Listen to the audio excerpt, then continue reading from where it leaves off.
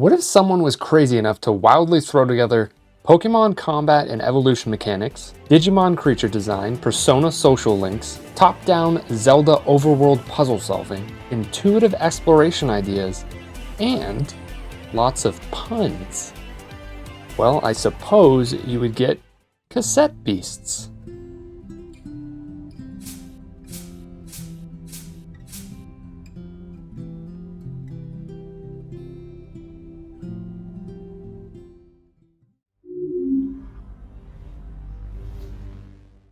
In case you're worried about it, I'm going to be sensitive to spoilers here, specifically regarding the creatures' designs. The first half of the video is just going to be from the very beginning of the game, so there will not be any spoilers whatsoever. At some point in the video, which I will note, I will be showing a couple of beasts whose design I appreciate, so that'll just be very light spoilers.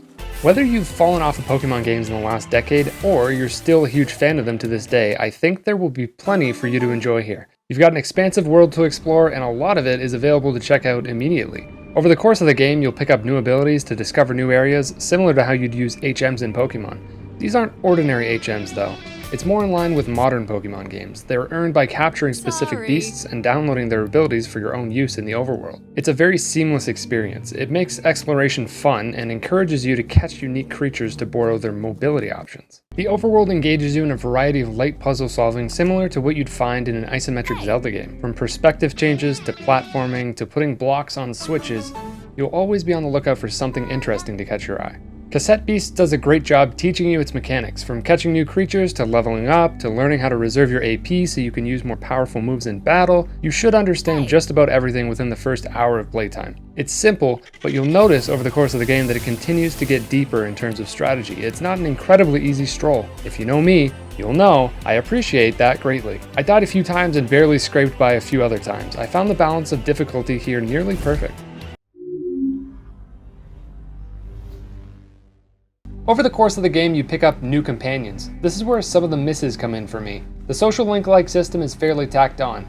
As you spend more time with each partner, they grow closer to you and can improve your stats while using them in battle. That's fine and all, but I find the conversations you have with your companions tend to be on the cheesy side. It's all about self-improvement, dealing with the world's problems, and being a better person. The writing in this game almost feels like therapy at times. On top of that, the biggest misfire that this game has is how it deals with you changing partners. In order to swap partners and keep your team of 6 beasts intact, you have to rest and deposit a beast from your team. Then, you put a beast from storage on your team. Then, you swap that beast into the position of the teammate that you're swapping out. Then, you swap partners. Then, you rest again. Then, you move that beast that your new partner has equipped into the reserves on your team. Then you deposit that beast. Then you withdraw the beast that you put in storage probably about a minute ago at this point. Why? The fact that characters take the beast that's equipped to them for some reason with them when you abandon them and try to switch makes this so unnecessarily complicated. It made me dread switching companions every single time. This is where I'm going to show footage of my original playthrough, but only a glimpse of it. Here you'll see a couple creatures I found that I like the design of. Light spoilers ahead while I speak on the battle system. By the way, I love a good pun. Every beast in this game is a play on words that combines 2 different ideas. Love it. The battles take a lot from Pokemon. You have over 10 types of beasts, ranging from plant, water, and fire to things unique to this game like glass and plastic. All of the types have strengths and weaknesses, but don't be fooled. Type advantages don't give you power boosts. Instead, they apply various status effects. Fire types always burn plant types, for instance. Some of these you will recognize, but they go out of their way to make things a bit more realistic in terms of how they react with one another. As another example, electric types will make metal types conductive, meaning they take extra damage each time anyone is hit with an additional electric move. There are plenty of things to learn, but don't worry, the game shows you when you're selecting an attack what effect it will have on the opponent. You don't have to memorize every combination.